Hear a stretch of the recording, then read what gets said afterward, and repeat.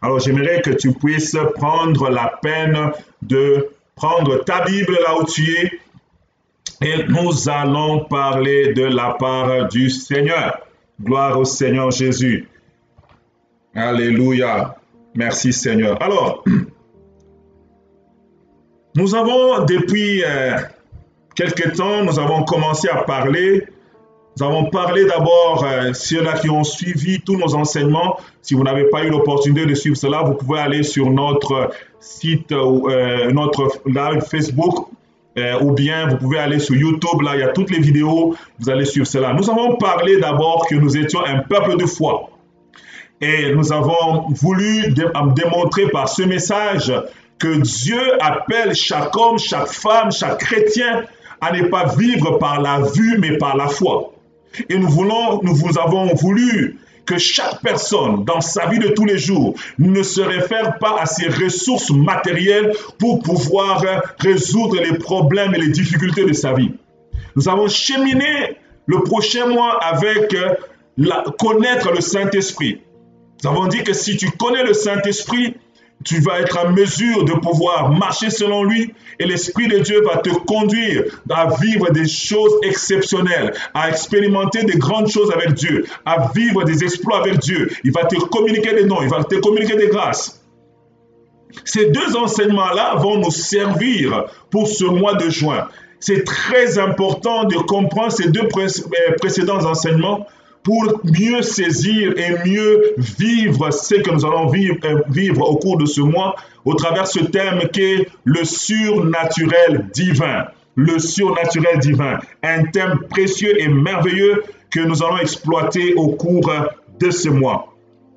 Alors, sans plus tarder, j'aimerais commencer par définir c'est quoi le surnaturel. C'est quoi le surnaturel?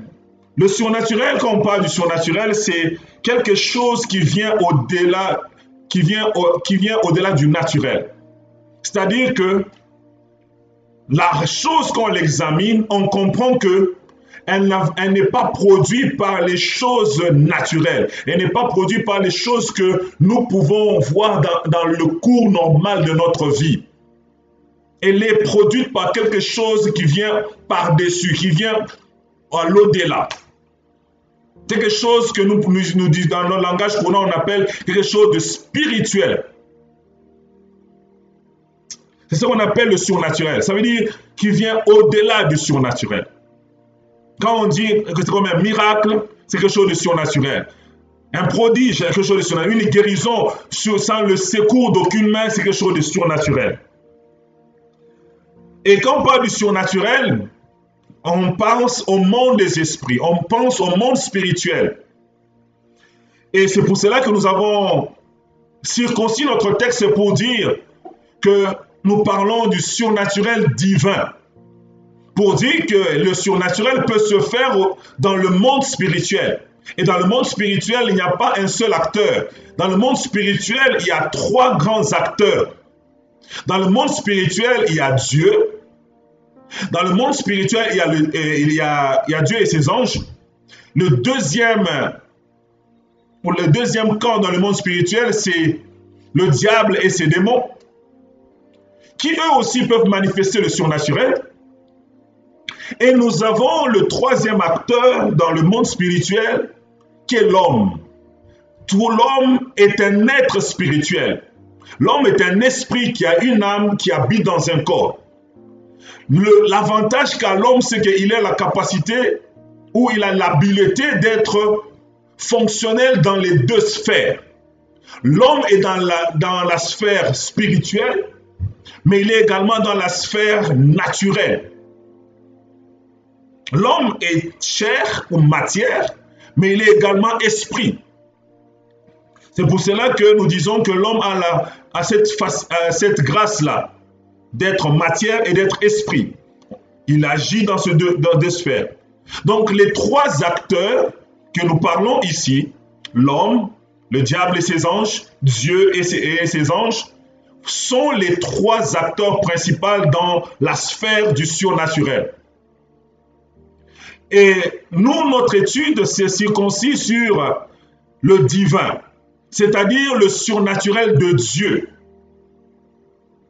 Et en tant que chrétiens, nous pouvons naviguer soit dans le camp de l'un de ces deux généraux. Bien que l'homme est un agent dans la sphère surnaturelle, lui n'a pas une source de lui-même. L'homme, il puise sa source quand il fonctionne dans le surnaturel, soit de Dieu ou soit du diable. C'est comme ça qu'on a ce qu'on appelle les occultistes. Ils naviguent dans le surnaturel, mais en puisant leur source, non pas de Dieu, mais du diable. Mais nous, les chrétiens, nous puisons notre source de Dieu.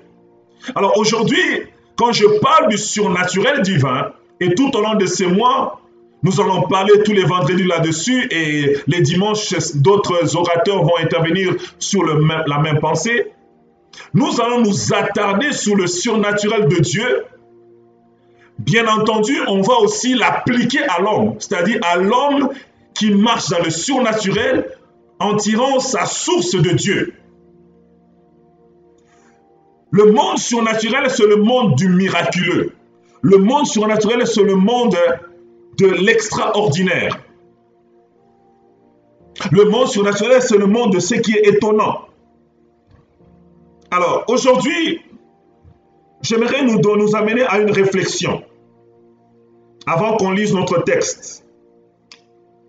Quand nous regardons la vie de beaucoup d'hommes de Dieu ou de beaucoup d'hommes dans la Bible, nous allons nous rendre compte, quand on regarde la vie de Moïse, la vie de Joseph, la vie d'Élie, la vie de Pierre, la vie de Paul, et même de certains hommes de Dieu que nous lisons, qui ont vécu dans notre ère, dans notre génération, comme les gens comme Moody, comme Catherine Kuhlman, les gens comme Billy Graham, comme Benny Hinn, Paul Yonggi Cho et d'autres encore qui sont peut-être même pas connus. Nous pouvons constater que ces hommes et ces femmes étaient teintés du surnaturel dans leur vie. Les choses qu'ils témoignent, les choses qu'ils ont vécues avec Dieu, nous font comprendre que le surnaturel divin était partie intégrante de leur vie chrétienne. Et on peut se poser la question, en lisant la Bible, en lisant par exemple les Actes des Apôtres, et en comparant cela à notre vie chrétienne aujourd'hui, à la vie chrétienne, à ta vie chrétienne, à la vie de ton église, à la vie de notre église, nous pouvons nous poser la question, qu'est-ce qui se passe? Nous pouvons voir qu'il y a un grand fossé, un grand écart entre notre vie chrétienne que nous menons et la vie chrétienne des gens qui ont eu la même Bible, qui ont prié le même Dieu que nous, qui ont eu le même Saint-Esprit que nous. Et quand je médite encore l'Ancien Testament, là je suis encore plus révolté, parce que eux, ils n'avaient même pas le Saint-Esprit en eux. Mais toi et moi, nous avons le Saint-Esprit en nous. Qu'est-ce qui se passe?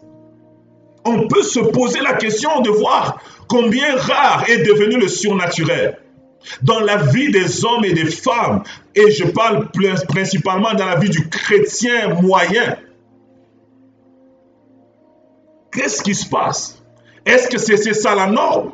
Est-ce que Jésus a fonctionné dans le surnaturel? Ou c'est une histoire de quelques personnes seulement qui ont eu une grâce particulière? Est-ce que ça doit être la norme du chrétien? C'est toutes ces questions que nous allons essayer de répondre au cours de ce mois. Est-ce que la vie surnaturelle est une vie que chaque personne peut aspirer ou c'est une vie réservée à certaines personnes seulement? Bien-aimés dans le Seigneur, j'aimerais nous lire un texte et après cela nous allons parler. Aujourd'hui, mon sous-thème est acquérir la mentalité du surnaturel. Quand j'ai préparé ce message, j'avais beaucoup de choses à nous dire, mais la première chose que Dieu m'a dit de nous dire pour ouvrir la porte à cette série de messages, c'est que nous devons acquérir une mentalité du surnaturel.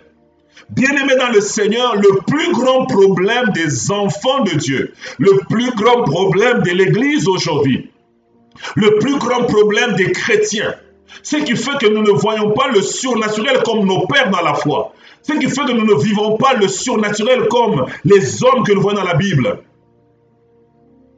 Bien-aimés, c'est un problème de mentalité.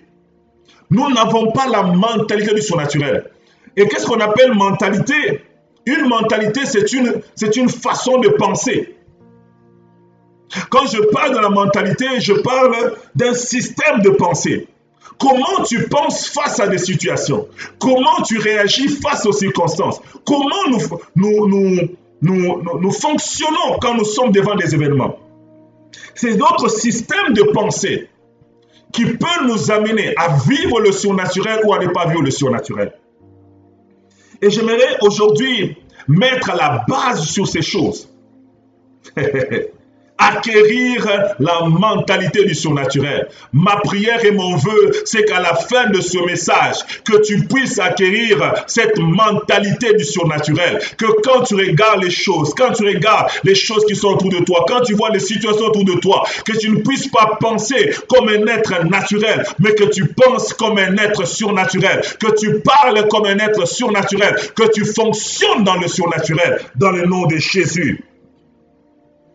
J'aimerais d'entrée de jeu donner quelques exemples du surnaturel pour essayer de circoncire ma pensée ou d'illustrer ma pensée.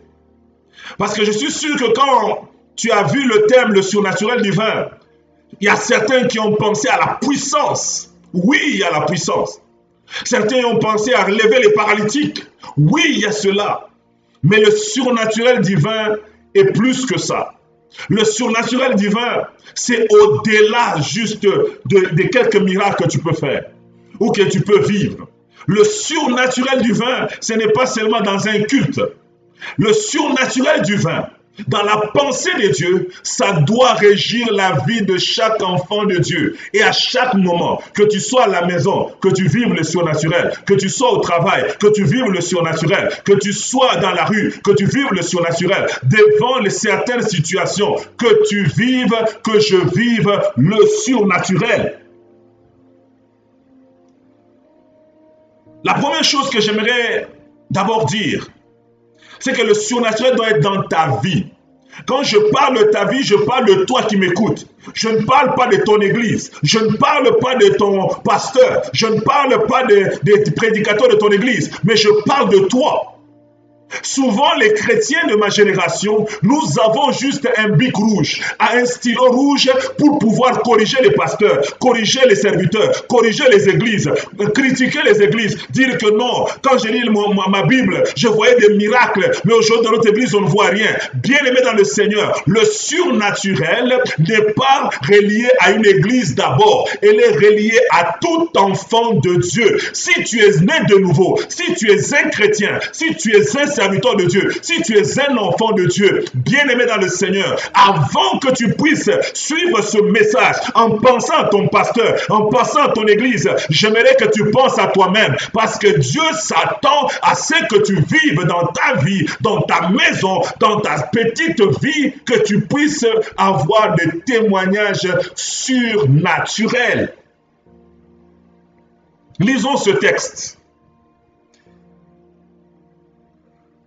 On va lire notre texte de base d'abord, et puis on va revenir. Notre texte de base est dans 2 Rois chapitre 5.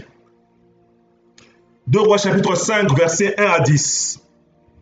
2 Rois chapitre 5, versets 1 à 10. Je parle d'acquérir la mentalité du surnaturel. Je parle d'acquérir la mentalité du surnaturel. Tu es appelé à avoir la mentalité du surnaturel. Je suis appelé à avoir la mentalité du surnaturel.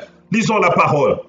La Bible dit, Naaman, chef de l'armée du roi de Syrie, jouissait de la faveur de son maître et d'une grande considération, car c'était par lui que l'Éternel avait délivré les Syriens. Mais cet homme fort et vaillant était lépreux. Or, les Syriens étaient sortis par troupes et ils avaient amené captive une petite fille du pays d'Israël, qui était au service de la femme de Naaman. Elle dit à sa maîtresse, « Oh, si mon Seigneur, qui est Et si mon Seigneur était auprès du prophète qui est à Samarie, le prophète le guérirait de sa lèpre. Naaman alla dire à son maître, la jeune fille du pays d'Israël a parlé de telle et telle autre manière.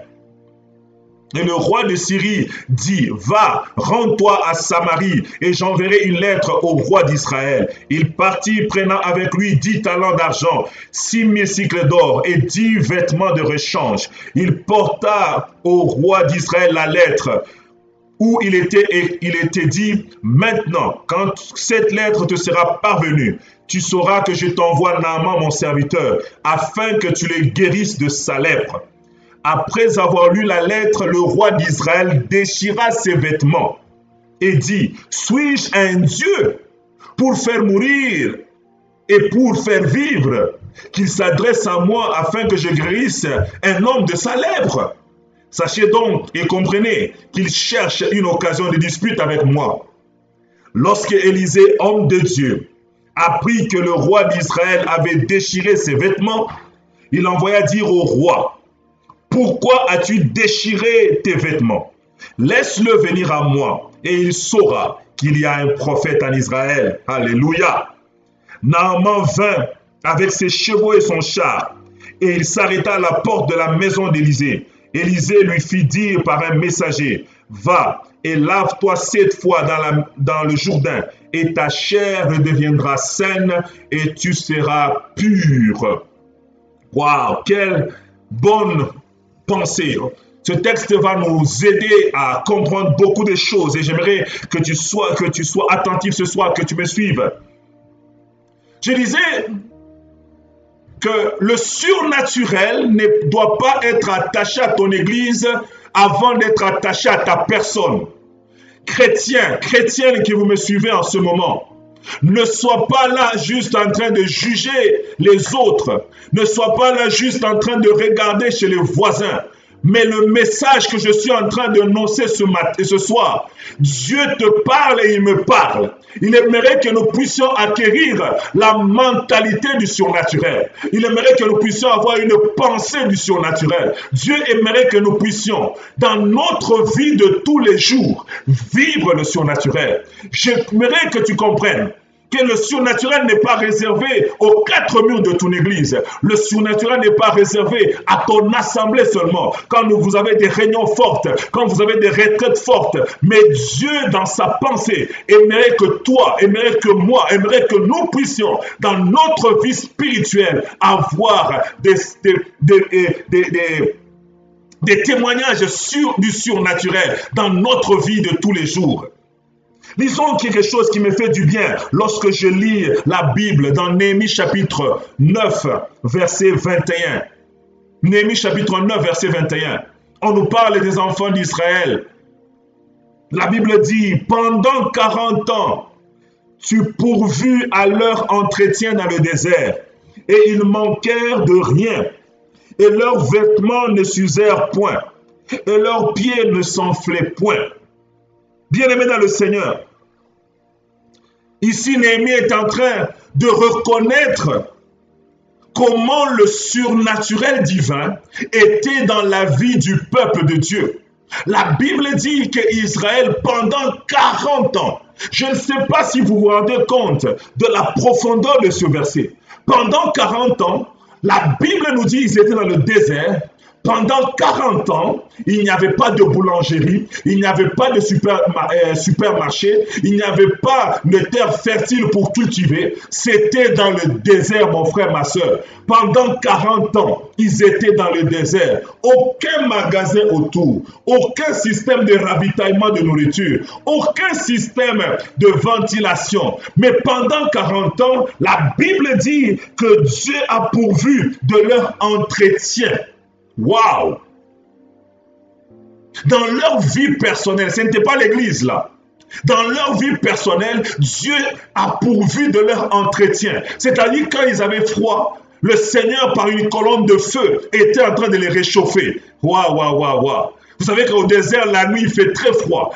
Et le Seigneur avait mis un système de chauffage surnaturel. Les enfants d'Israël n'étaient pas dans les maisons. Les enfants d'Israël n'avaient pas le système de chauffage canadien. Les enfants d'Israël étaient dans le désert, mais ils bénéficiaient du surnaturel divin. La Bible nous dit pendant 40 ans, ils bénéficiaient de l'entretien de Dieu. Dieu les entretenait. Dieu prenait soin d'eux. Ils avaient froid pendant la nuit à cause du vent du désert, mais Dieu avait mis une colonne de feu qui était en train de les réchauffer pendant la nuit. Et pendant le jour, le soleil frappe très fort au désert, mais Dieu avait pourvu aussi d'un système de climatisation surnaturel.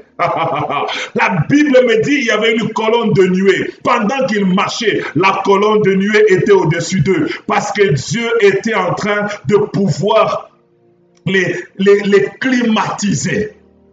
Waouh! C'est ce que j'appelle le surnaturel. Ils n'avaient pas de ressources naturelles pour se protéger contre le froid de la nuit et contre le soleil du désert. Mais Dieu, dans sa souveraineté, dans sa grâce, a pourvu de manière surnaturelle.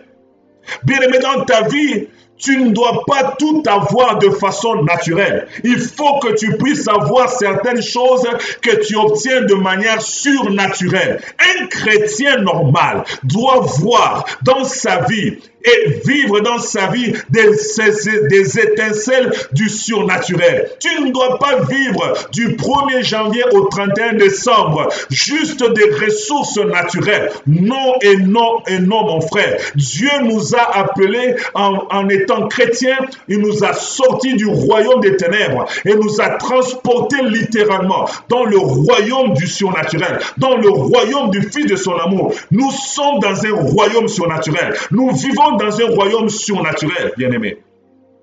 Tu es censé, je suis censé vivre le surnaturel. La Bible nous dit, Dieu prenait soin d'eux, il les entretenait. La Bible dit, il ne manquait de rien. Quand ils avaient faim, Dieu donnait la manne. Quand ils avaient besoin de la viande, Dieu donnait la caille. Bien-aimés dans le Seigneur, il n'y avait pas des animaux, ce n'était pas une forêt où ils pouvaient aller chasser des animaux. Il n'y avait pas tout ça.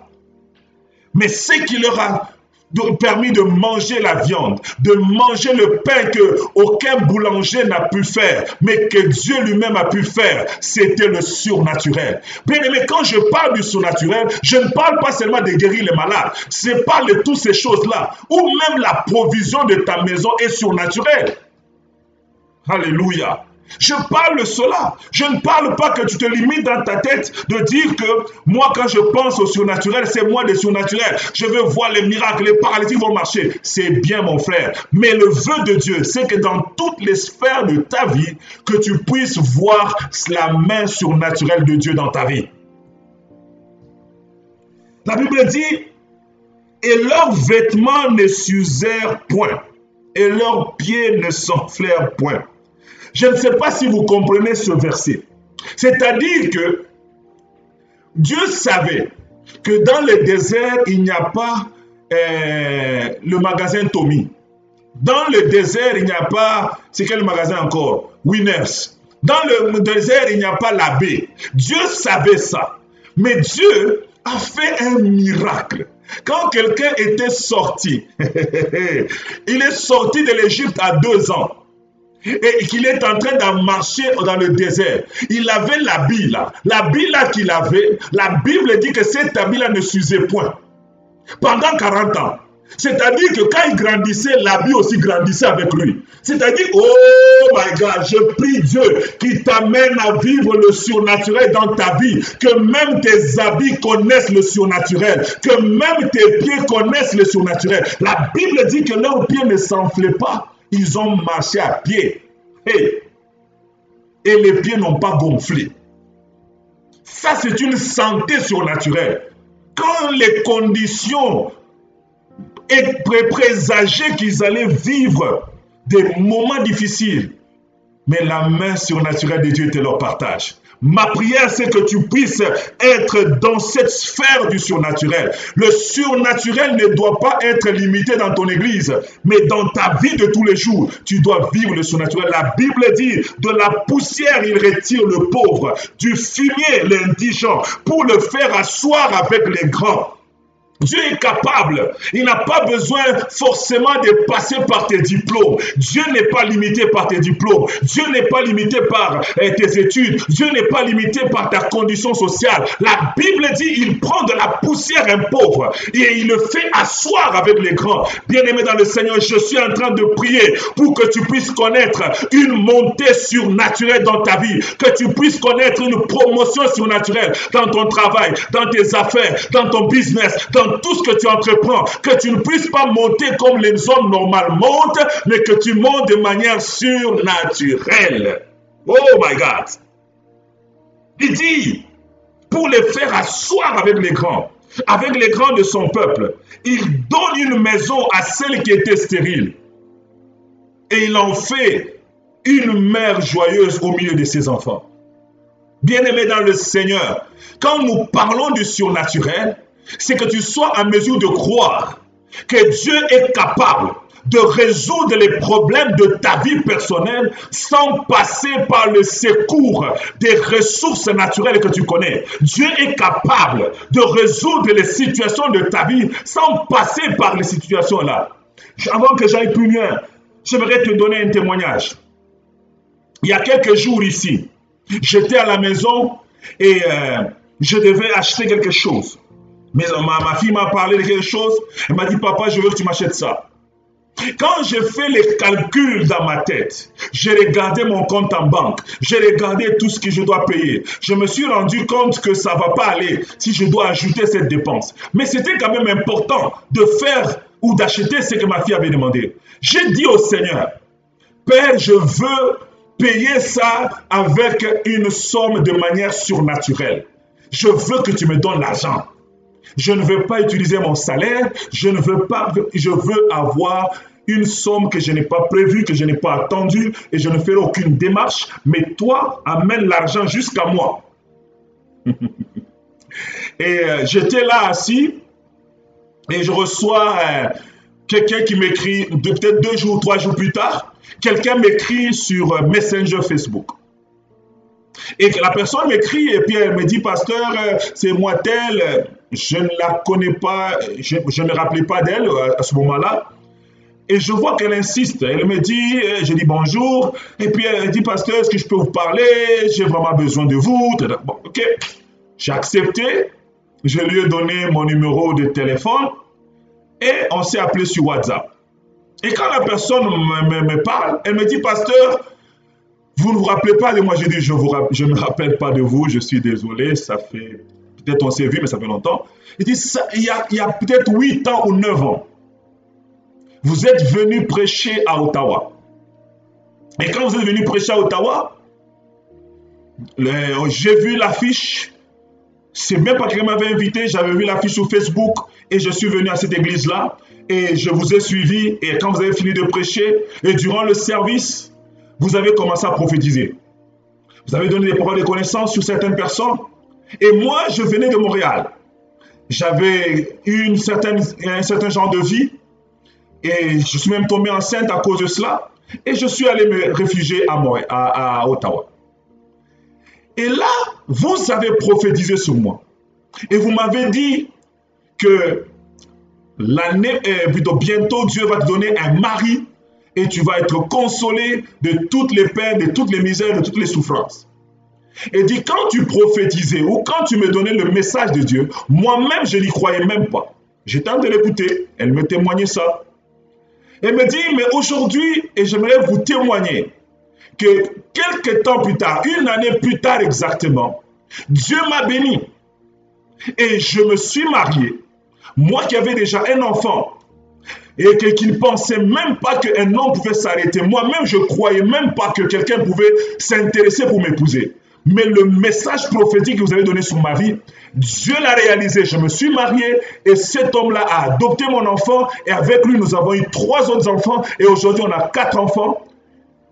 Et dernièrement, j'avais une certaine situation Et quand j'ai parlé à ma mère, elle m'a dit, va chercher l'homme de Dieu qui avait prié ou qui avait prophétisé sur toi. Et c'est pourquoi je vous ai cherché sur Facebook, parce que on ne s'était plus jamais vu depuis ce jour-là. Je vous ai cherché sur Facebook et je voulais donner mon action de grâce. Bien aimé, ce témoignage ici a deux messages que j'aimerais te dire. Le premier message, c'est quoi? C'est que j'ai reçu une assistance surnaturelle.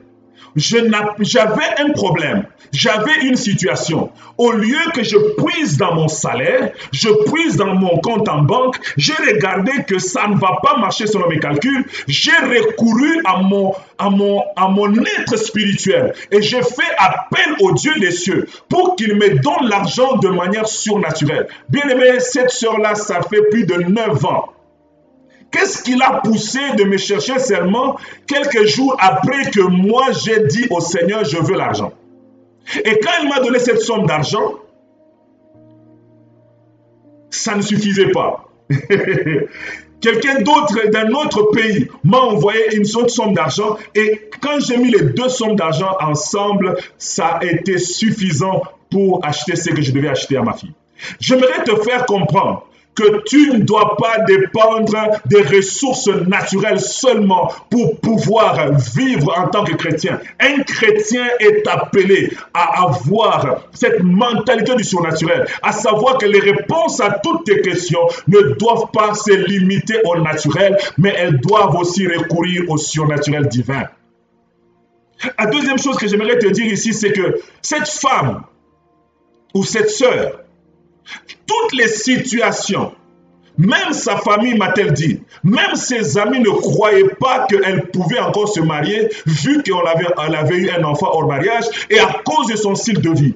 Mais le Dieu du surnaturel a été capable. J'aimerais dire à quelqu'un, même si tu as magané ta vie, même si ta vie est sale, même si tu as fait tellement d'erreurs dans ta vie et que tu ne vois pas par quelle issue que tu peux monter de ton niveau jusqu'à la gloire, j'aimerais te dire, même si les ressources naturelles ne peuvent pas te donner une promotion, je prie Dieu que le surnaturel divin t'amène là où tes ressources naturelles ne peuvent pas t'amener au nom de Jésus de Nazareth, que tu sois à même d'entrer dans le mariage, là où ta beauté ne peut pas te faire entrer, là où ta réputation ne peut pas te faire entrer, là où ton passé ne peut pas te faire entrer. J'aimerais dire que le Dieu que j'annonce ce soir te fasse entrer dans ce beau mariage-là qu'il avait prévu pour toi au-delà de tes capacités humaines.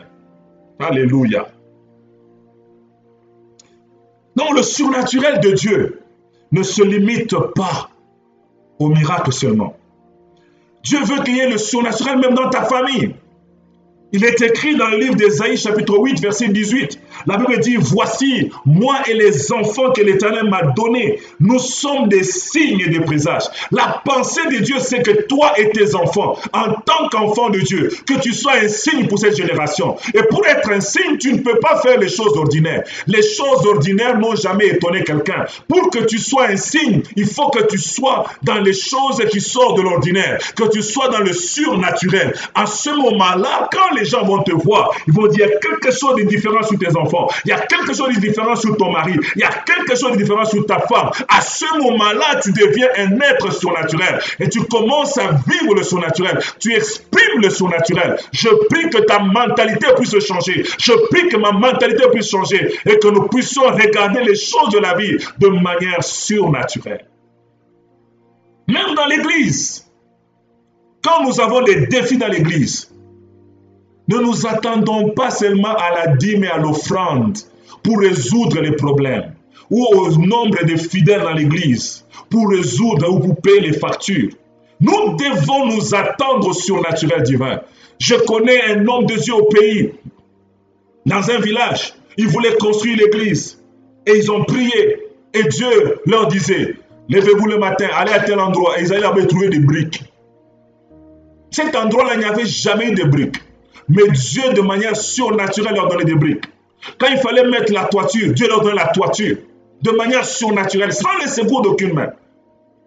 Bien-aimé dans le Seigneur, j'aimerais t'amener à une dimension que tu comprennes, que tu ne dois pas seulement recevoir tout de Dieu par les canaux naturel. Dieu peut passer par le canal surnaturel pour te répondre à ta prière, pour résoudre ta situation. Dieu n'est pas obligé de suivre les voies que toi tu as tracées, de suivre les voies que moi j'ai tracées. Seigneur, donne-moi l'argent. Là, tu es en train de penser à ton travail qu'on te paye ce jeudi. Non, bien-aimé dans le Seigneur, quand tu pries, laisse Dieu libre. Crois au surnaturel. Attends-toi au surnaturel. Les apôtres dans Actes chapitre 12, ils ont prié parce qu'on avait arrêté Pierre. Ils ont prié. L'Église a prié. L'Église a prié. Mais quand nous constatons, Dieu a libéré Pierre de façon surnaturelle.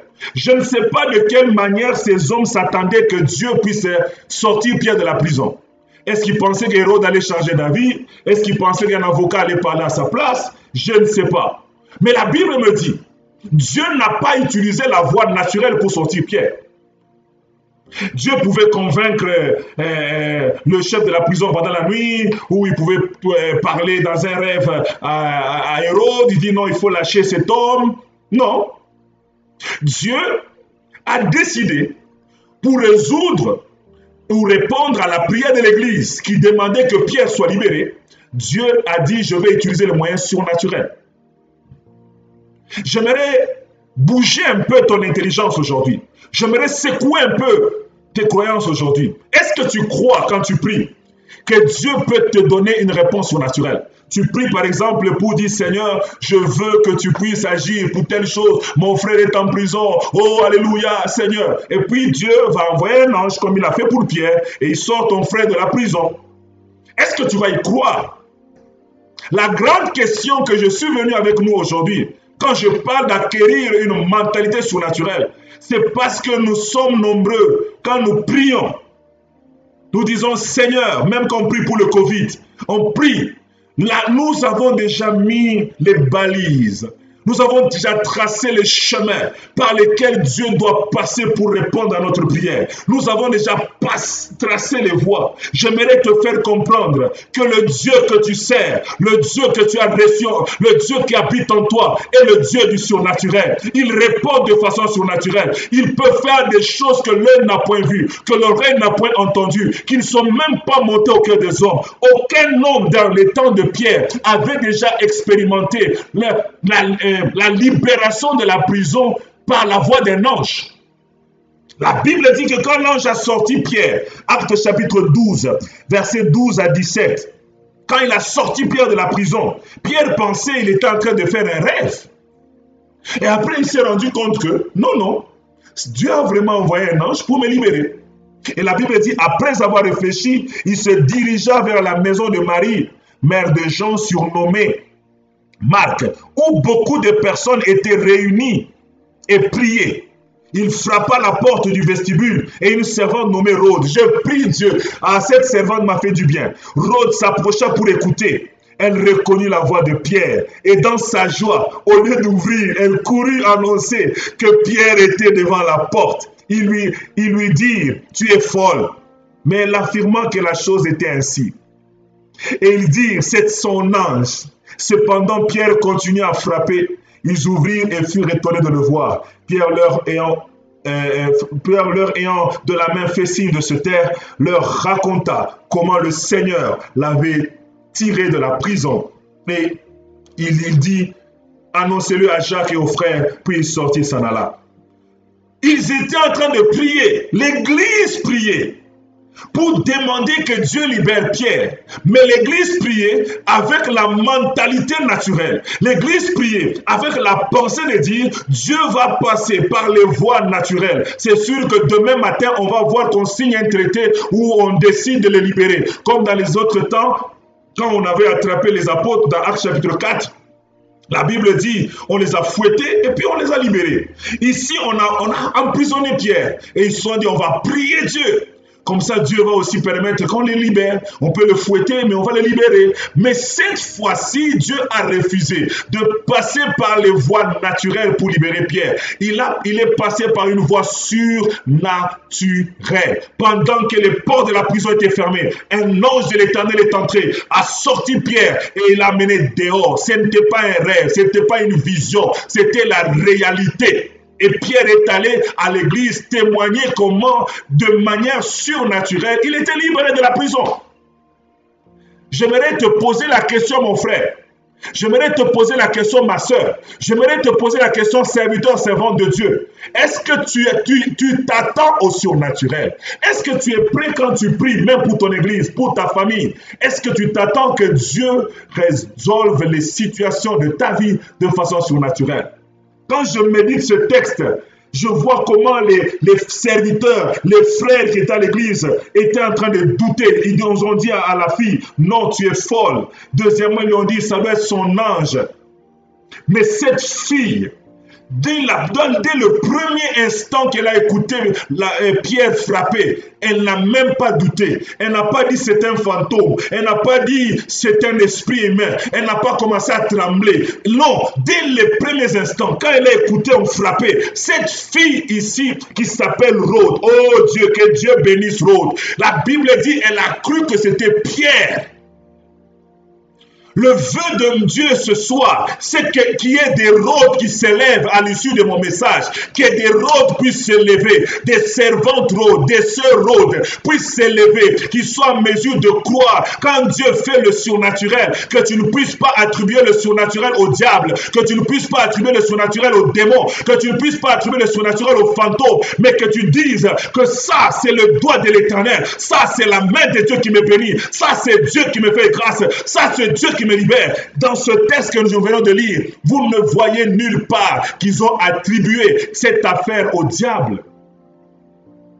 Mais l'église de ma génération, chaque fois que le surnaturel se manifeste, beaucoup d'entre nous, nous sommes portés à l'attribuer au diable. Nous sommes portés à dire, il n'y a pas de fétiche, ce n'est pas un fantôme, ce n'est pas ceci.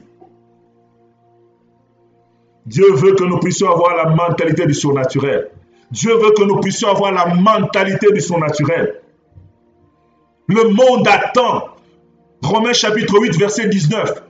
La Bible dit aussi la création attend-elle avec un ardent désir la révélation des fils de Dieu. Le monde attend la manifestation des fils de Dieu. On n'attend pas que nous puissions porter des cravates. On n'attend pas que nous puissions avoir des beaux costumes. Le monde n'attend pas que nous puissions nous promener avec des grosses Bibles. Le monde attend la révélation des fils. Que cela signifie? Il y a une identité que nous avons, une identité surnaturelle qui est en nous. Et le monde, les païens, attendent cela. Ils attendent que nous puissions marcher dans le surnaturel, fonctionner dans le surnaturel, que nous puissions manifester le surnaturel, afin qu'ils disent, ça, c'est le doigt de Dieu. Bien-aimés dans le Seigneur, pour que l'Égypte reconnaisse que Moïse était envoyé par Dieu, il fallait que Moïse manifeste le surnaturel. Quand Moïse a manifesté le surnaturel, les Égyptiens, à un moment donné, ils n'avaient plus le choix. Ils ont dit, ça, c'est le doigt de Dieu. Pour que les païens puissent croire, nous devons manifester le surnaturel. Et quand je parle de manifester le surnaturel, oui, je vois les paralytiques marcher. Oui, je vois les dons de prophétie exceller. Oui, je vois les dons de vision exceller. Oui, je vois la parole de connaissance exceller. Mais je vois aussi des promotions surnaturelles. Je vois aussi des femmes stériles enfantées. Je vois aussi des guérisons miracles. Je vois aussi des femmes condamnées par la ménopause à embrasser les enfants comme dans leur vieillesse. Je vois aussi des personnes qui sont disqualifiés par la société, aller s'asseoir à la cour des grands. Que le Dieu que je suis en train d'annoncer ce soir t'affecte par cette onction, que là où tu as été disqualifié, que le surnaturel te qualifie au nom de Jésus de Nazareth.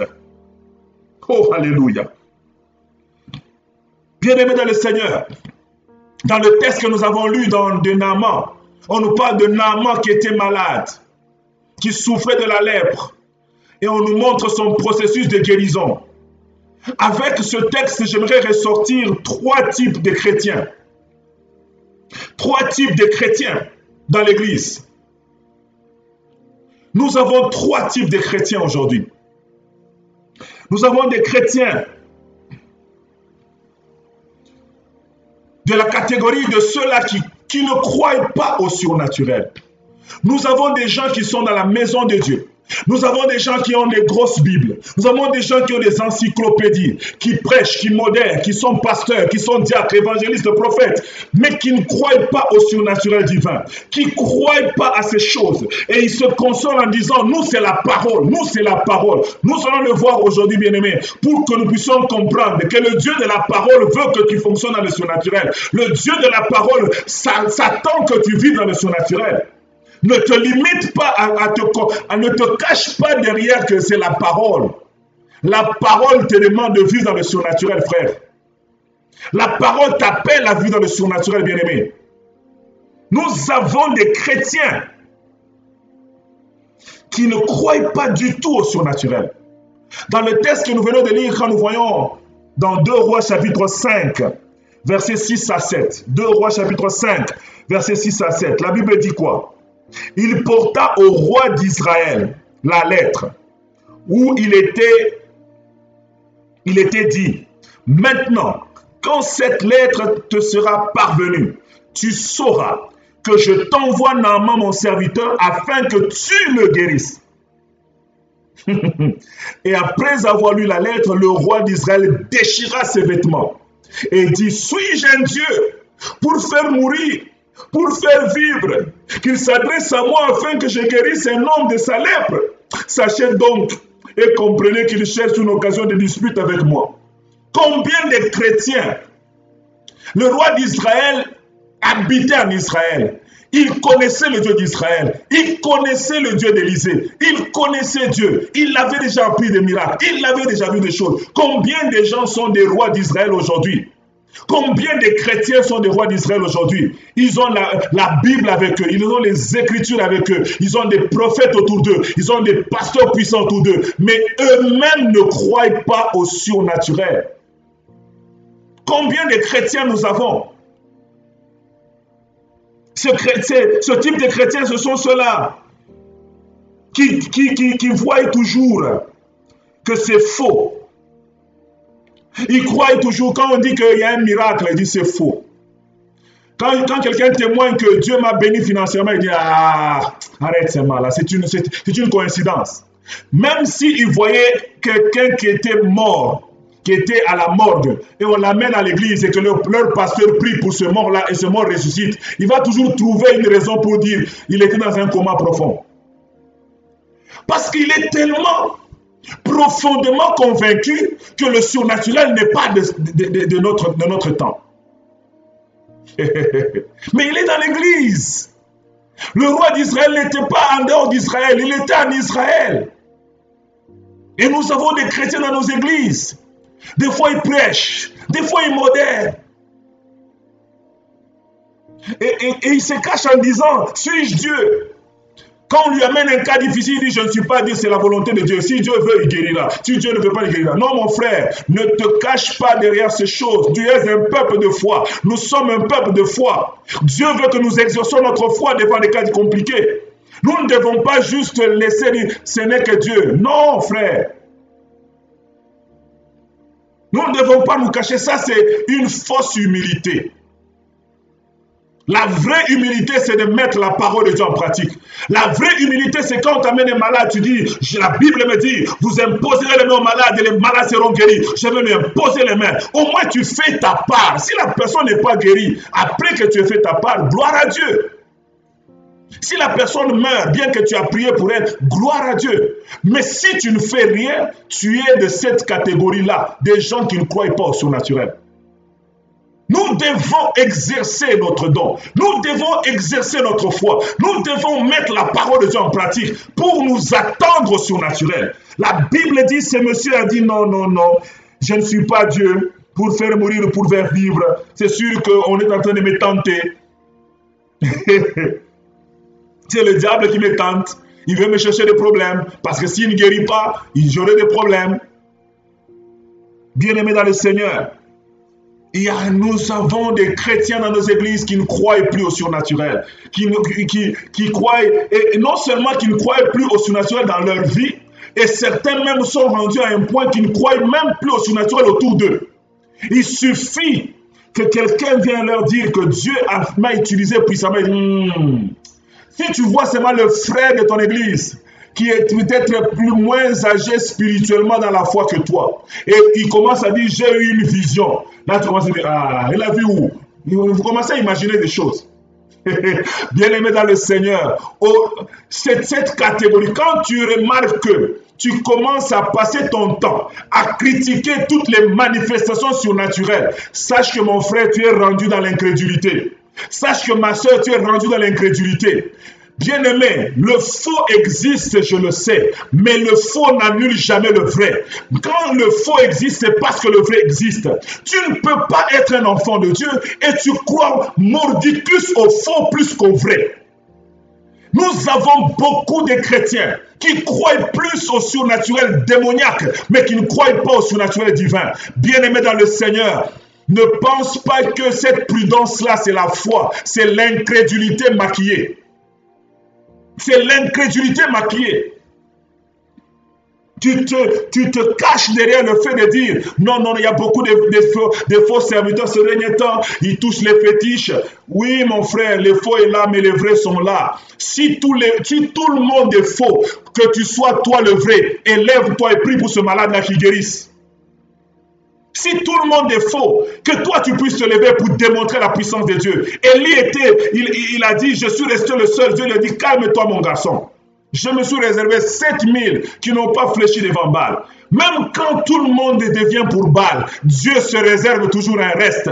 Je prie Dieu que tu arrives à comprendre, mon frère, ma soeur, que tu dois sortir de l'incrédulité et ne plus commencer à attribuer tout ce qui est surnaturel au diable. Non. Ton Dieu est aussi puissant. Le diable est un imitateur. Le diable est un menteur. Quand Moïse a fait des miracles, les Égyptiens ont essayé d'imiter. Mais j'aimerais te dire, même s'ils essaient d'imiter, à un moment donné, ils ne pourront pas imiter jusqu'au bout. Parce que la puissance de Dieu est supérieure à la puissance du diable. Nous devons croire au surnaturel divin. Nous sommes devenus des personnes qui croyons seulement, ah non, il a touché le fétiche. Comme même moi que vous voyez ici. Si aujourd'hui vous me croyez, si demain je viens avec telle chose, il y a certains qui me suivent qui vont commencer à douter de moi. Alors que nous sommes tous en train de chercher le Dieu du surnaturel aujourd'hui. Alors que nous sommes tous en train de prier Dieu qui nous donne la grâce aujourd'hui. Et quand vous allez voir Dieu m'utiliser dans une certaine dimension, il y a certains qui vont commencer à dire, le pasteur là, vous êtes sûr, il n'a pas touché quelque chose? Bien-aimé dans le Seigneur, si tu ne peux pas croire que Dieu peut utiliser ton frère ou ta soeur dans le surnaturel divin, sache que toi-même, tu ne vas pas y accéder aussi. Parce que la Bible dit ceci, celui qui est fidèle dans ce qui est à autrui, on lui donnera ce qui est à lui. Si tu ne peux pas croire que Dieu peut utiliser les prophètes avec précision aujourd'hui, si tu ne peux pas croire que Dieu peut visiter quelqu'un de manière surnaturelle, comme Pierre a vu un ange dans sa maison de façon physique, si tu ne peux pas croire quand une soeur te dit « j'ai vu un ange dans ma maison, j'ai vu le Seigneur dans ma maison », si tu ne peux pas croire à ça, toi tu ne le verras jamais aussi, même si tu pries. Parce que tu as déjà développé une incrédulité devant la face de Dieu. C'est pour cela que Dieu m'a envoyé pour que nous puissions être transformés dans notre mentalité. Notre mentalité. Et ça ne commence pas avec toi, mon frère. Ça ne commence pas avec toi, ma soeur. Même du temps de Jésus, on pensait que Jésus était un fantôme. Je vais nous lire 2 textes qui vont nous faire comprendre ces choses. Pour te faire comprendre que Dieu veut que tu marches dans le surnaturel. Marc chapitre 14, et plutôt Matthieu chapitre 14. Matthieu 14, verset 26. Là, on dit, quand les disciples le virent marcher sur la mer, ils furent troublés. Ils furent troublés. Et ils dirent, c'est un fantôme. Et dans leur frayeur, ils poussèrent des cris.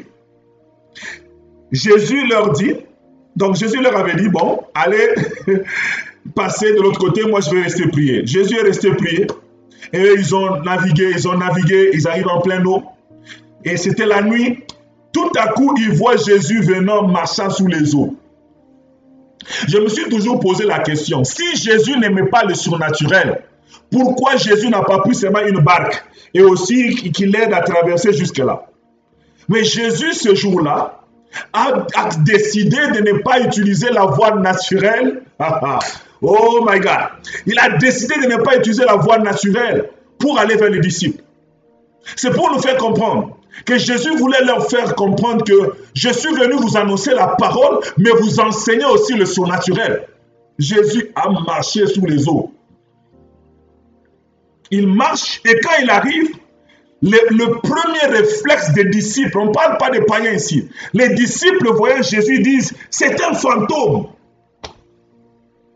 Ils ont appelé Jésus fantôme. Combien de chrétiens appellent Jésus fantôme aujourd'hui? Combien de chrétiens appellent le surnaturel de Dieu fantôme aujourd'hui? Et dans leur frayeur, ils ont poussé des cris. Mais lisons le verset 27 qui me fait du bien. Au verset 29. Jésus leur dit aussitôt, rassurez-vous, c'est moi, n'ayez pas peur. Rassurez-vous, c'est moi, n'ayez pas peur. Rassurez-vous, le surnaturel n'est pas seulement pour les fantômes. C'est moi, Jésus. Rassurez-vous, le surnaturel est aussi divin. Il n'est pas seulement satanique. Rassurez-vous. Bien-aimé, ce soir, Dieu me dit de te rassurer. Rassure-toi que le surnaturel divin existe. Rassure-toi, bien-aimé. Sois dans l'assurance. Calme-toi. N'aie pas peur. Ne tremble pas. Même quand tu dis que je ne tremble pas, ton cœur tremble. Quand tu vois le surnaturel divin et tu l'attribues toujours au diable. La Bible dit, Pierre lui répondit, Seigneur, si c'est toi, ordonne que j'aille vers toi sur les eaux. Et il dit, viens. Pierre sortit de la barque et marcha sur les eaux pour aller vers Jésus. Le texte ici nous apprend quoi? Premièrement, ça nous apprend que Jésus aime le surnaturel. Parce qu'il pouvait utiliser le moyen naturel pour rejoindre les disciples, mais il a utilisé le moyen surnaturel. Deuxièmement, ça nous apprend que nous, les chrétiens, nous, les enfants de Dieu, nous qui connaissons Jésus, nous qui marchons avec Jésus, il y a certains d'entre nous qui ne croyons pas au surnaturel. Nous n'avons pas la mentalité du surnaturel. Nous ne nous attendons pas au surnaturel divin. Ils ne s'attendaient pas à cela. Troisième leçon que nous tirons de ce texte, c'est que Dieu veut que nous puissions changer notre mentalité. Parce que Pierre, d'ici c'est toi. Pierre a été le seul parmi les disciples à changer sa mentalité. Il a dit, ok, j'avais la mentalité, quand je voyais le surnaturel, de crier fantôme, mais tu me dis que c'est toi. Alors, moi, j'entre dans le surnaturel. Alors, moi, je m'inscris au surnaturel. Ma prière et mon vœu, c'est que Dieu change ta mentalité ce soir et que tu t'inscrives aussi au surnaturel, que tu sois candidat du surnaturel, que tu sois un agent du surnaturel. Comme l'apôtre Pierre. Alléluia. La deuxième chose, la dernière chose qu'on voit ici, c'est que Jésus n'a pas refusé à Pierre de marcher sur l'eau. Ce n'était pas réservé seulement à Jésus. C'est réservé aussi aux Pierre. C'est réservé aussi aux disciples. Jésus dit, viens. Comme pour dire, Jésus a voulu nous montrer par ce texte qu'il nous appelle aussi à entrer dans le surnaturel. Il nous appelle aussi à fonctionner dans la même dimension que lui. Il nous appelle aussi à vivre dans la même dimension que lui. À ne pas dépendre seulement des choses naturelles pour vivre. À ne pas dépendre seulement des ressources naturelles pour fonctionner. Dieu veut que quand les ressources naturelles arrivent à leur terme, que nous ne puissions pas pleurer comme des païens, que nous ne puissions pas pleurer comme ceux qui n'ont pas d'espérance, mais que nous puissions faire recours aux ressources surnaturelles. C'est ce que Jésus a fait. Il a fait recours à cela. Ma prière est que Dieu restaure tous les pierres qui sont en train de m'écouter, que tous les pierres qui sont en train de me suivre, que Dieu vous restaure, que Dieu vous sorte des troubles, de la peur du surnaturel, que Dieu vous introduise dans le surnaturel divin, que Dieu vous amène à désirer comme Pierre de vivre le surnaturel divin. Alléluia. La deuxième catégorie des chrétiens, ce sont ceux-là qui croient que Dieu peut manifester le surnaturel au travers de la vie des autres. La deuxième catégorie, ce sont ceux-là qui croient que Dieu peut manifester le surnaturel au travers de la vie des autres, pas au travers de leur vie. Ils croient au surnaturel, mais au travers de la vie du voisin. Ils croient au surnaturel, mais en passant par leur pasteur, en passant par leurs frères. Ils sont prêts à dire, comme la petite fille, elle a dit, oh, elle pouvait elle-même dire, je vais prier pour mon maître et mon Dieu va le guérir. Mais elle dit, s'il va chez le prophète. Nous avons des chrétiens dans notre génération qui croient fermement que Dieu peut faire des miracles, mais par leur pasteur, mais pas par eux. Qui croient fermement que si le prophète tel était ici, en tout cas ta maladie serait guérie. Mais eux-mêmes ne croient pas qu'ils sont un des instruments du surnaturel sur la terre. Ils sont des canaux du surnaturel dans cette terre. Ils croient comme faire que Dieu est capable de faire le surnaturel, mais en passant par le voisin, en passant par la voisine, en passant par son frère, sa soeur, en passant par les modérateurs de leur église, en passant par les prédicateurs de leur église. Il dit, moi je suis quoi? Je ne connais rien, je ne connais pas beaucoup de versets. Bien-aimé dans le Seigneur, dès le moment où tu as reçu Jésus-Christ comme Seigneur et Sauveur, j'aimerais t'annoncer que tu n'es plus un être naturel, tu es devenu un être surnaturel. Parce que la vie surnaturelle de Dieu est entrée en toi. Tu n'es plus normal, tu es un être surnaturel. Il y a quelque chose de divin qui est entré en toi. À cause de cela, tu es aussi candidat à pouvoir manifester le surnaturel, à pouvoir vivre le surnaturel. Ne laisse pas ça au pasteur seulement, ne laisse pas ça au prédicateur seulement, ne laisse pas ça au modérateur seulement de ton église. Tu es aussi appelé, ma soeur, mon bien-aimé, à vivre le surnaturel. J'aime une de mes filles qui quand elle m'appelle souvent, elle me raconte les exploits dans sa maison. Je dis, ma fille avance, j'aime ça. Elle dit, papa, j'ai prié pour ça, ça s'est manifesté. Dernièrement, elle m'a raconté l'histoire de sa fille qui avait des problèmes avec les oreilles. Et c'était comme boucher ses oreilles. Ça fait longtemps que sa fille avait des problèmes des oreilles. Elle allait à l'hôpital, on devait même nettoyer. On a nettoyé plusieurs fois les oreilles de sa fille. Et un jour, durant la retraite que nous avons, quelques temps avant la retraite, elle a commencé à prier. Elle a senti dans son esprit qu'elle doit prier pour son enfant. Elle a fait un songe où elle a vu que quelqu'un avait nettoyé les oreilles de son enfant. Et maintenant, elle s'est mise debout, elle a regardé et dit, ok, je vais prier pour mon enfant. Elle a pris de l'huile, elle a prié pour l'huile, elle a mis un peu d'huile, une goutte dans l'oreille de son enfant, elle a prié, et puis elle a lavé son enfant, elle a mis de l'eau dans les oreilles de son enfant. Il y a eu des crasses qui sont sorties, des saletés qui sont sorties. C'est que les médecins du Canada n'ont pas pu faire. C'est que les médecins du Canada n'ont pas pu faire. Elle, dans sa maison, elle n'est pas pasteur, elle n'est pas diacre, elle ne modère pas dans l'église, elle n'a pas de fonction dans notre église, mais c'est une sœur qui croit au surnaturel. J'aime ma fille parce qu'elle a dit, papa, je vais prier. Elle a prié elle-même avant de m'appeler. Elle m'a appelé pour témoigner, mais elle-même, elle a prié. Elle a prié pour son enfant. Elle a mis de l'eau comme elle avait vu dans son songe la nuit. Comme nous avions appris que Dieu nous parle par les songes. Elle a considéré son songe. Elle a prié pour son enfant. Elle a mis de l'eau. Les choses qu'elle a vues dans le songe se sont réalisées. Il y a eu de la grâce qui est sortie dans les oreilles de son enfant. Et son enfant commence à dire, maman, j'entends bien maintenant. Alors que avant, il fallait qu'on parle un peu fort pour qu'elle entende. Oh, bien-aimé, je prie Dieu, que Dieu multiplie ces genres de filles et de fils dans l'église de Dieu. Non pas seulement dans la maison de la restauration, mais de l'église corps de Christ. Que Dieu multiplie ces hommes et ces femmes qui sont capables dans leur maison d'exercer leur foi et de croire que Dieu peut les utiliser, eux, pour manifester le surnaturel. Alléluia. Car la Bible déclare, dans Marc chapitre 16, versets 17 à 18, « Voici les miracles qui accompagneront ceux qui auront cru. En mon nom, ils chasseront les démons. Ils parleront de nouvelles langues.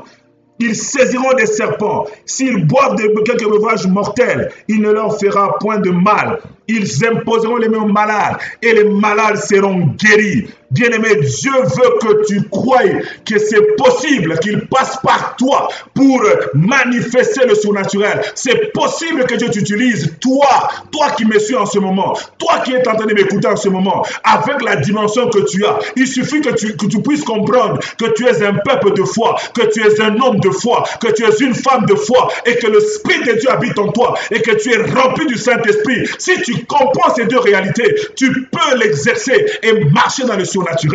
Alléluia.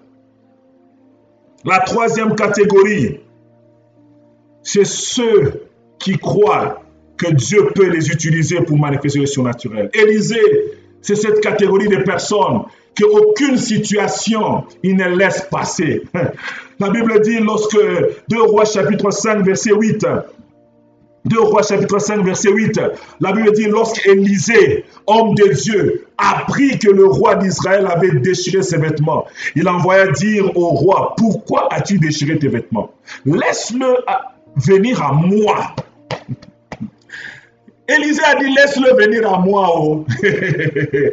Élisée a dit, laisse-le venir à moi. Et il saura qu'il y a un prophète en Israël. Vous savez, quand tu lis ce texte de manière de prime abord, tu peux voir qu'il est prétentieux. Comment il dit moi? Comment il dit prophète? Il n'a même pas dit laisse-moi et laisse-le venir pour que Dieu fasse des grandes choses dans sa vie. Non. Il a dit moi. Et il a dit je suis le prophète. Il connaissait son identité et il était sûr que c'est la volonté de Dieu que le surnaturel se manifeste par ses enfants. Bien-aimés dans le Seigneur, des fois nous cherchons la volonté de Dieu là où il n'y en a pas. Des fois nous la cherchons là où il n'y en a pas, là où Dieu l'a déjà dit depuis longtemps que c'est ce qu'il veut. Il était sûr que c'était la pensée de Dieu. Vous savez que Dieu nous a déjà permis beaucoup de choses. Tout ce que nous devons faire, c'est lui demander le comment pour la chose. Dieu dit que nous devons guérir les malades. On te dit qu'il est malade, va prier pour lui. Il ne faut pas demander au Seigneur, est-ce ta volonté que je prie pour lui pour guérir? Non. Tu dois prier maintenant de cette façon. Seigneur, comment veux-tu que je prie pour lui afin qu'il guérisse? Le comment, c'est ce que nous demandons à chaque fois. Mais l'autorisation de prier pour les malades, il nous l'a déjà donné. Il a dit, allez, guérissez les malades.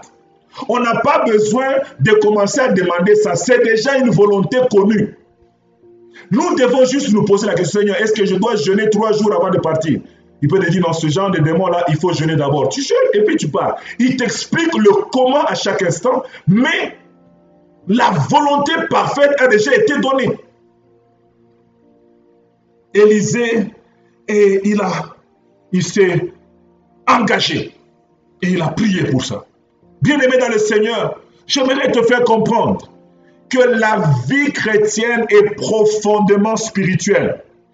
La vie chrétienne est profondément spirituelle.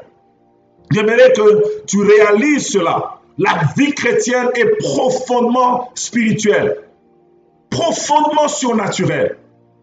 Et nous avons vu plusieurs cas que je peux résumer avec ça avant de vous donner comment acquérir pour aller terminer aujourd'hui. Nous avons vu Jésus durant sa vie sur la terre. Il a enseigné, il a prêché, il a utilisé les moyens normaux. Jésus avait un caissier. Vous savez que Jésus avait un caissier. Mais vous savez aussi que Jésus ne recourait pas toujours à la caisse pour payer ses factures. La Bible nous dit dans Matthieu chapitre 17, verset 27, la Bible dit, mais pour ne pas les scandaliser, va à la mer, jette l'hameçon et tire le premier poisson qui viendra. Ouvre-lui la bouche, tu trouveras un statère ou de l'argent, prends-le et donne-le leur pour moi et pour toi. On voit que Jésus, de son vivant, Jésus de son vivant, il avait Judas comme caissier. Mais au lieu d'utiliser la caisse ce jour-là pour payer son impôt, Jésus demande à Pierre d'aller trouver l'argent de manière surnaturelle. Oh my God, je prie que Dieu nous introduise dans cette mentalité-là. Et je ne vois pas Pierre discuter. Je ne vois pas Pierre dire pourquoi est-ce qu'on ne prend pas l'argent de la caisse. On peut d'abord demander l'état de compte au niveau de notre caissier, de notre Judas. Est-ce qu'il y a un peu d'argent? Non. Pierre avait la mentalité du surnaturel. Quand Jésus lui a dit va à la mer, il est parti. Il n'a pas dit moi je fais la pêche, ça fait longtemps. Tu ne peux pas m'apprendre comme je n'ai jamais vu dans un poisson qui se trouve de l'argent. Jésus n'a pas dit à Pierre va prendre à la mer. Tu vas avoir des poissons, tu vas vendre les poissons. Après, avec l'argent que tu vas avoir de la vente, de ton commerce des poissons, là, tu viendras payer l'impôt. Jésus n'a pas fait ça. Jésus a voulu amener Pierre à comprendre que nous pouvons vivre des offrandes que les gens donnent. Nous pouvons avoir des commerces à faire. Nous pouvons faire toutes ces choses. Mais nous ne devons pas limiter nos ressources juste aux ressources naturelles. C'est pourquoi il dit, va, prends ton filet, jette le premier poisson que tu vas avoir. Ce n'est même pas parmi les poissons comme pour dire c'est un hasard. Non, le premier poisson que tu prendras, ouvre dans sa bouche, tu vas trouver de l'argent. Et cet argent-là, tu vas venir payer l'impôt. Waouh! Bien-aimé dans le Seigneur, ça me fait tellement du bien de lire un texte comme ça. Et c'est Jésus qui l'a fait, frère. J'aimerais que tu réalises au travers de ces versets que je vous donne, que Jésus voulait apprendre à ses disciples que la vie chrétienne est une vie surnaturelle. C'est une vie surnaturelle. Il leur a donné l'argent de façon surnaturelle. Après la mort de Jésus, dans Luc 24, Jésus meurt, il ressuscite, et les disciples sont là tristes. Lisons à partir du verset 36. Luc 24, à partir du verset 36, la Bible nous dit quoi? Tandis qu'il parlait de la sorte, lui-même se présenta au milieu d'eux et leur dit, la paix soit avec vous. Luc 24, à partir de 36, la paix soit avec vous.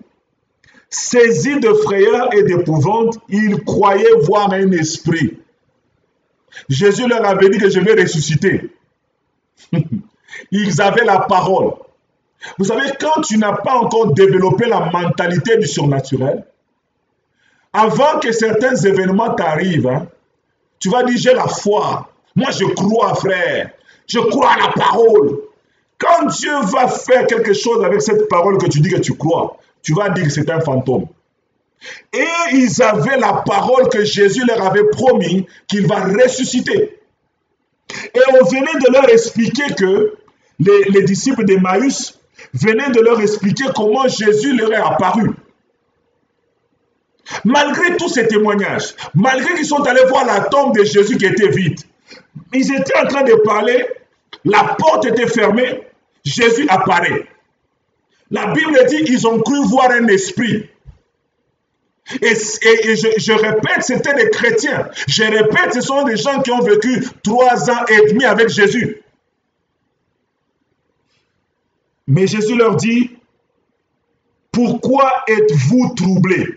Pourquoi pareille pensée s'élève-t-elle dans vos cœurs? C'est là que j'ai pris mon thème, que nous devons renouveler notre pensée. Pourquoi pareille pensée s'élève-t-elle dans vos cœurs? Pourquoi des pensées de la sorte? Pourquoi penser que je suis un fantôme? Pourquoi penser que c'est un esprit démoniaque? Pourquoi penser quand vous voyez la manifestation du divin, vous devez toujours l'attribuer aux démons? Pourquoi penser? Il dit, pourquoi pareille pensée s'élève-t-elle dans vos cœurs? Église de Dieu, chrétien, servant de Dieu, serviteur de Dieu, pourquoi le Saint-Esprit est en train de nous poser la question ce soir? Pourquoi nous avons toujours la mentalité de croire que tout ce qui est surnaturel et démoniaque, pourquoi est-ce que Dieu ne peut pas faire ça? Jésus venait de traverser le mur sans ouvrir la porte. Ils ont dit, hey, c'est un esprit. Et Jésus, pour le prouver, il dit, voyez, mes mains et mes pieds, c'est bien moi. Touchez et voyez. Un esprit n'a ni chair ni os, comme vous le voyez. Et puis, dans la suite, vous allez voir, il leur demande même à manger. Il mange, juste pour les faire comprendre que je suis mort, je suis ressuscité, Et maintenant, dans ma gloire, je suis capable de traverser un mur. Bien-aimé dans le Seigneur, tu peux vivre une apparition du Seigneur dans ta maison. Tu peux vivre une apparition de l'ange de Dieu dans ta maison. Tu peux vivre des manifestations surnaturelles de Dieu dans ta maison. C'est possible. Mais il faut que tu renouvelles d'abord ta mentalité, que tu sois ouvert au surnaturel divin, que tu sois disposé à cela, que tu sois capable de croire que Dieu peut le faire. La Bible dit dans Romains chapitre 12, verset 2, et dit ne vous conformez pas au siècle présent, ne te conforme pas au siècle présent. Ce n'est pas seulement par rapport au péché, mais c'est aussi se conformer à la manière de penser des hommes. Les hommes pensent qu'aucune chose ne peut traverser un mur, mais j'aimerais te dire que Jésus peut traverser un mur, un ange peut traverser un mur. Les gens pensent que ce n'est pas possible d'avoir de l'argent sans travailler, mais j'aimerais te dire que Dieu est capable de te bénir sans passer par ton travail. J'aimerais que tu renouvelles ta pensée, que tu sois transformé par le renouvellement de ton intelligence. Tu as besoin de cela. J'ai besoin d'être transformé. Parce que la Bible dans le livre de Proverbes 23, verset 7, la Bible dit, comme il est comme les pensées de son âme. On dit, l'homme est comme les pensées de son âme. Tel homme pense, tel homme il est. Si tu penses toujours négatif, tu ne crois pas, sache que tu es incrédule. Nous devons penser au surnaturel. Nous devons croire au surnaturel divin. Nous devons être disposés à savoir que le surnaturel divin est une histoire possible. Alors, j'aimerais nous donner 3 conseils et nous allons terminer aujourd'hui pour nous amener à avoir le surnaturel, à avoir une mentalité du surnaturel. La première chose, nous devons croire et agir selon notre identité. Tu es un enfant de Dieu, tu es un chrétien. Tu dois croire et agir selon ton identité d'enfant de Dieu. Tu n'es pas n'importe qui. Élisée dit qu'il saura qu'il y a un prophète. Élisée était convaincu qu'il était un prophète de l'Éternel, qu'il était un serviteur de Dieu, qu'il avait Dieu avec lui. Il connaissait son identité. Tu dois croire et marcher ou agir selon ton identité. En tant que chrétien, tu es un être surnaturel. Tu dois croire et agir comme tel. Actes chapitre 3, verset 6. La Bible dit, Pierre dit, je n'ai ni or ni argent, mais ce que j'ai, je te le donne. Au nom de Jésus-Christ, lève-toi et marche. Pierre, il a déclaré que je n'ai peut-être pas les ressources naturelles pour venir au secours de ton problème. Je ne sais pas t'aider avec l'argent, je ne sais pas t'aider avec l'or, mais j'ai quelque chose de surnaturel. J'ai une ressource surnaturelle à moi. Je vais faire recours à cela afin de te donner la capacité de marcher pour que demain tu ne puisses plus encore mendier. Ils avaient compris qu'ils étaient des êtres surnaturels. Et que quand les ressources naturelles étaient insuffisantes pour résoudre une situation qui se présentait devant eux, ils faisaient recours à leur état spirituel, ils faisaient recours à leur identité, parce qu'ils y croyaient fermement. Il dit, j'ai. Il dit, je n'ai ni or ni argent, mais j'ai. C'est que j'ai. Ils savaient et ils savaient et ils savaient qu'ils avaient quelque chose. Bien-aimé, tu as quelque chose. Nous avons quelque chose. La deuxième chose, nous devons expérimenter la parole de Dieu reçue. Expérimenter la parole de Dieu reçue.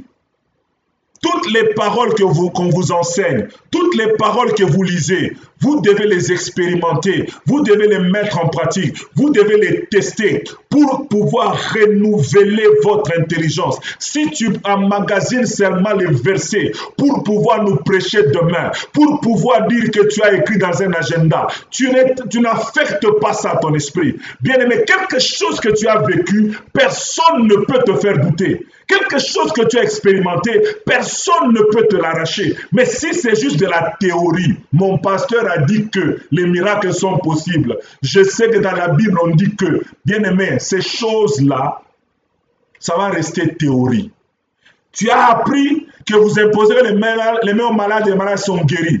Commence par ton enfant à la maison. Dès qu'il est malade, impose-lui la main et crois que Dieu va le guérir. Et quand tu vas commencer à voir ces guérisons dans ta maison, ces guérisons dans la vie de ton ami, dans la vie de ta soeur, dans la vie de ton frère, à un moment donné, cela va changer ta mentalité. Tu vas avoir la mentalité du surnaturel. Tu ne vas plus t'attendre seulement aux médicaments pour guérir. Tu ne vas plus t'attendre seulement aux ressources naturelles pour voir la main de Dieu. Tu vas t'attendre aux ressources spirituelles. Un homme de Dieu m'a dit, tout ce que tu ne comprends pas n'est pas forcément démoniaque. Des fois, quand on regarde les manifestations et on ne les comprend pas, ce n'est pas parce que tu ne comprends pas que c'est démoniaque. Tu dois plutôt aller aspirer. Dire, Seigneur, j'ai vu tel homme de Dieu, il a prié pour un pied, il a tiré le pied s'est allongé. Seigneur, utilise-moi aussi dans une dimension. Dieu le fera. Dieu le fera. Luc chapitre 5, verset 5. Simon lui répondit, « Maître, nous avons travaillé toute la nuit sans rien prendre. Mais sur ta parole, je jetterai le filet. » Il a entendu Jésus lui parler, mais il a expérimenté la parole. Pierre ne se limitait pas à pouvoir juste entendre ce que Jésus disait. Il expérimentait la parole. Voilà pourquoi quand Jésus lui a dit que c'est moi, il a dit, ah, si c'est toi, je vais marcher. Lui, Pierre, il voulait expérimenter toutes les choses que Jésus leur disait. Il dit, je vais goûter. Tu dis ça, c'est faisable, je vais le faire. Et c'est ça qui a amené Pierre à avoir la mentalité du surnaturel. Quand vous analysez la vie de Pierre, vous allez comprendre que c'était un homme surnaturel. Une personne qui croyait, on l'appelle comme ça, on dit Tabitha est mort, il se lève, il part, il ne réfléchit même pas. Il arrive là-bas, on dit Tabitha a fait ceci, il dit au dehors, il prie pour que Tabitha ressuscite. Pourquoi? Parce qu'il s'attendait toujours au surnaturel. Il s'attendait au surnaturel.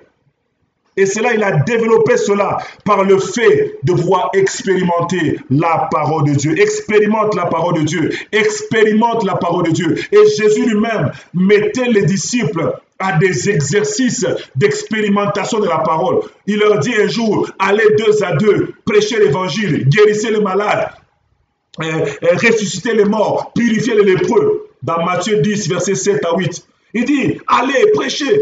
Il les envoie 2 à 2 pour aller expérimenter. Il dit, allez, guérissez les malades, ressuscitez les morts, purifiez les lépreux, chassez les démons. Parce qu'il voulait qu'ils expérimentent. Je vous ai enseigné, on ne va pas rester juste en théorie. Allez dans les laboratoires pratiques, faites-le.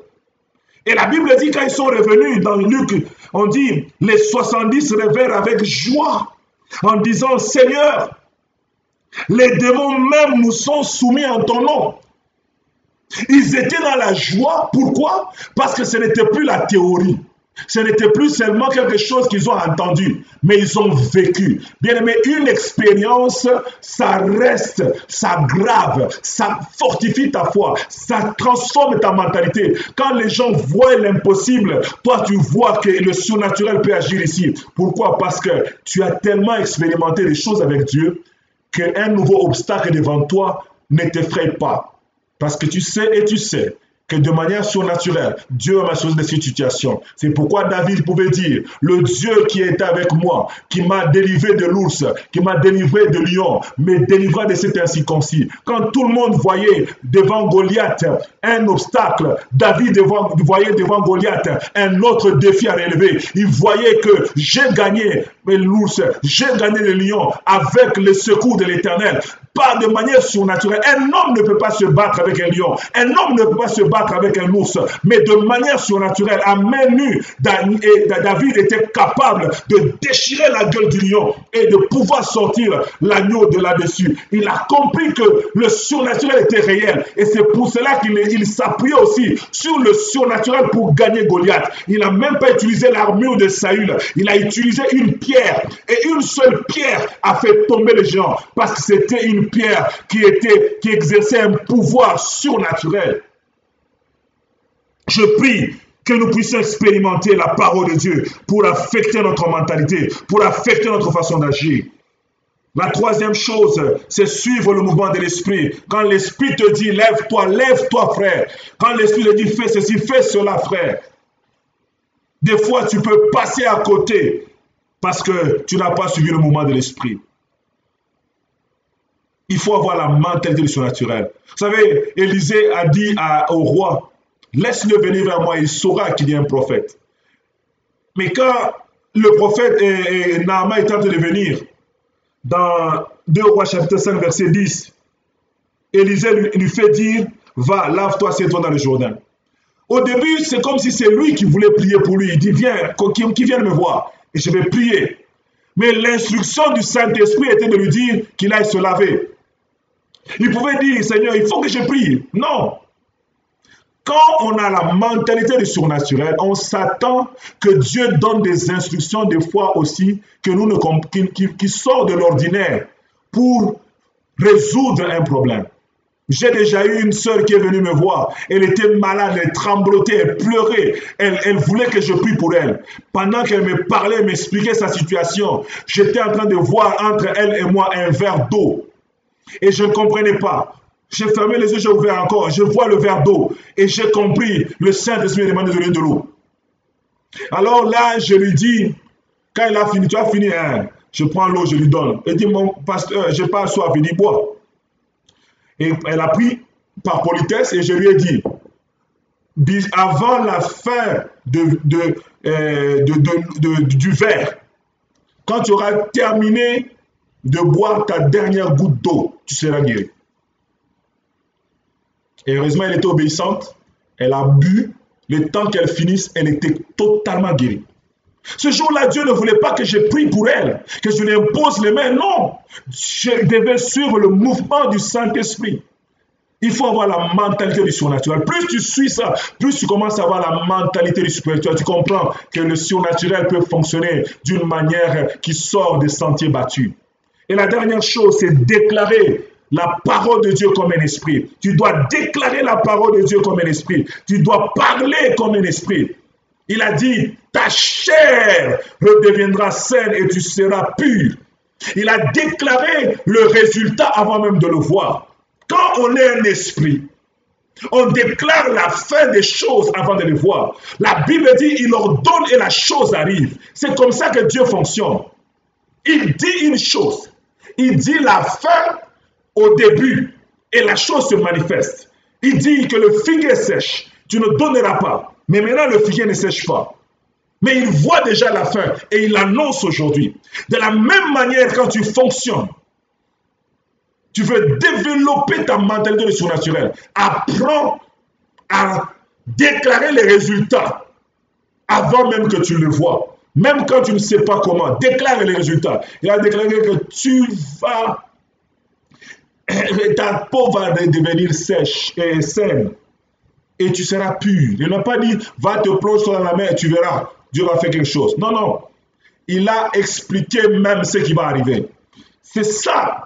Déclarer la parole de Dieu comme un esprit. Un esprit va au-delà, avant, parce que la chair, elle va petit à petit, mais un esprit, quand je suis un esprit, je parle comme un esprit renouvelé, un esprit régénéré, un esprit qui est rempli du Saint-Esprit. Je déclare la fin des choses avant de voir même le commencement des choses.